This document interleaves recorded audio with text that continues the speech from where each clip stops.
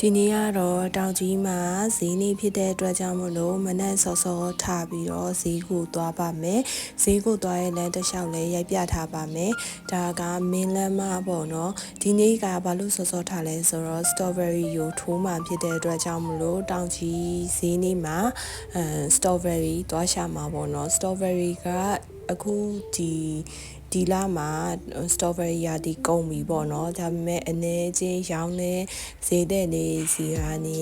strawberry ကိုတွားဝင်မှာပါ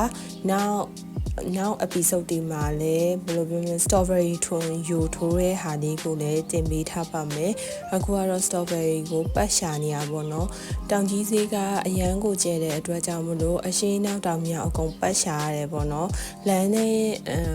လမ်းလျှောက်ပြီးရှာရင်အနေချင်းမောတဲ့အတွက်ကြောင့်မလို့ကားနဲ့ရရင်ရတဲ့လောက်ကိုယ်ဝင်နေကြ strawberry ဆိုင်ကိုအရင်ဆုံးသွားရှာတာဒါပေမဲ့လည်းအဲ့ဒီကိုယ်ဝင်နေကြ strawberry ဆိုင်ကမဖွင့်ဘူးပေါ့နော်မဖွင့်တော့ဒီမင်းလမ်းမပေါ်မှာပဲကားရက်ခဲ့ပြီးတော့တောင်ကြီးမြို့မစီကိုခြေကျင်နေပဲပေါ့နော်သွားပြီးတခြားရွက်တွေဝယ်မယ်ပြီးရင် strawberry တွေ့လို့တွေ့များပေါ့နော်ကိုလေးလမ်းလျှောက်ပြီးတော့ရှာပါတယ်ဒီလမ်းကလေရင်တော့အရန်လျှောက်လို့ကောင်းတယ်အခုဈေးတဲ့လေးအရန်များလာပြီးတော့ဝယ်သူတွေလည်းရန်များလာပြီပေါ့နော်ကားတွေစိုက်ကယ်တွေလည်း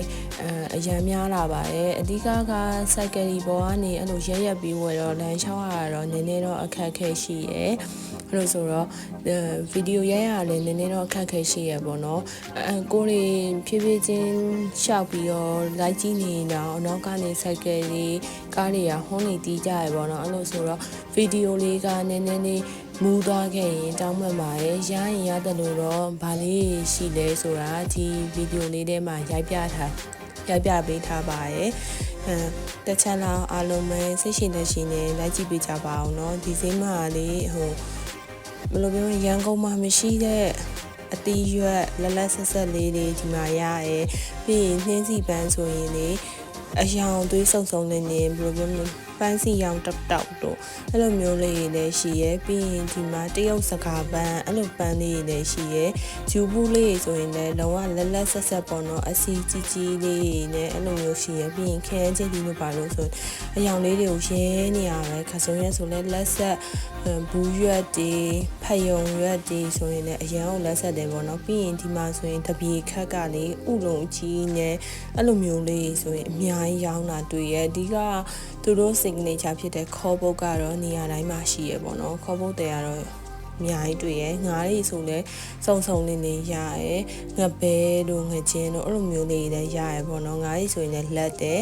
ဟိုလိုဆိုဒီဈေးကိုရရင်ရတယ်လို့တော့ရိုက်ထားပေမဲ့လည်းနှက်ဆအောင်တော့မရိုက်ပြခဲ့ဘူးပေါ့နော်ဒီမှာဆိုရင်အကိုတွေသွားတဲ့အချိန်ကတရက်တီးပေါ်တဲ့အချိန်ဆိုတော့တရက်တီးဝယ်ဖို့အတွက်စပြီးပြင်နေပြီပေါ့နော်ဈေးတွေကတော့1000ဈေးလို့2000ဈေးလို့မျိုးခေါ်ကြရပေါ့နော်အလုံးတန်တာလေးတကယ်လို့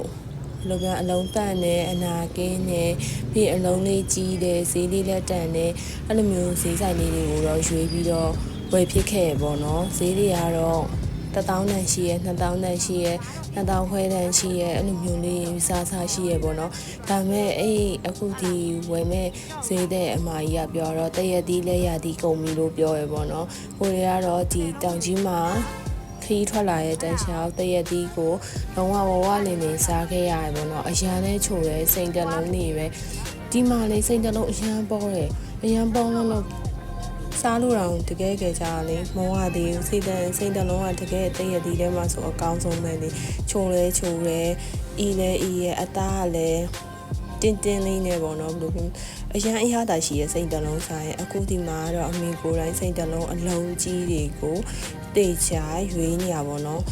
ဒီအန်ဒီကအရန်သဘောကောင်းတဲ့အတွက်ကြောင့်မလို့အလုံး20လောက်ဝယ်ဖြစ်ခဲ့တယ်။အဲ့ရအပြန်တောင်ကြီးကဖေးမှာနန်းကြီးတော့ဝင်စားရပေါ့နော်။ဒါကဈေးရပြန်တဲ့နေမှာတောင်ကြီးကဖေးမှာဝင်စားဖြစ်တာ။နောက်နေ့လေအမေတို့နဲ့အတူတူတောင်ကြီးကဖေးမှာသွားစားဖြစ်တယ်။ဒီကောင်ကြီးနီးကဖေးကမြကန်တာဥယျာဉ်ရဲ့အရှိမရှိရပေါ့နော်။လို့ဆိုတော့ဒီမှာထိုင်းနဲ့မြကန်တာဥယျာဉ်ကိုလည်းမြင်ရတယ်ပြီးတော့ဒီဆိုင်ရဲ့နန်းကြီးတုတ်ကလည်းစားလို့ကောင်းတယ်။ ဆိုတော့ဘယ်လိုပြောမလဲဒီတောင်ကြီးကဖေးမှာမျိုးစုံရရဲစိတ်ဆိုးရရဲပလာတာရရဲဂျင်းဆန်နေလည်းရရဲအခုဒီအမေလုံးနဲ့တွားဆိုင်နေမှာကျတော့ဂျင်းဆန်နေလည်းစားဖြစ်ခဲ့ရပေါ့နော်ပြီးတော့တောင်ကြီးရဲ့စင်ငင်ကြဖြစ်တဲ့ရှမ်းခောက်ဆွဲလည်းစားဖြစ်တယ်ပြီးရင်ပဲနဲ့အများလည်းစားဖြစ်တဲ့ချက်ပါတီပူရီပြီးရင်လက်ဖက်ရည်အစုံမဲပေါ့နော်တော့စားဖြစ်တယ်ဒီဆိုင်ရဲ့ဂျင်းဆန်လေးရလည်းတပေါင်း2500 3000ဆိုစားရတာလည်းတန်တယ်အရသာလည်းအရန်ရှိရပေါ့နော်အဲ့လိုဆိုတော့ဒီဆိုင်မှာပဲတောင်ကြီးလာပြီးဒင်ဆန်နေလဲစားဖြစ်တယ်ပေါ့နော်အဲဒါဆိုရင်ဒီ vlog လေးကိုအားပေးရတဲ့အတွက်ကျေးဇူးများတင်ပါတယ်နောက်ဗီဒီယိုလေးမှာပြန်လည်တွေ့ဆုံပါမယ်အားလုံးပဲတတ်တာ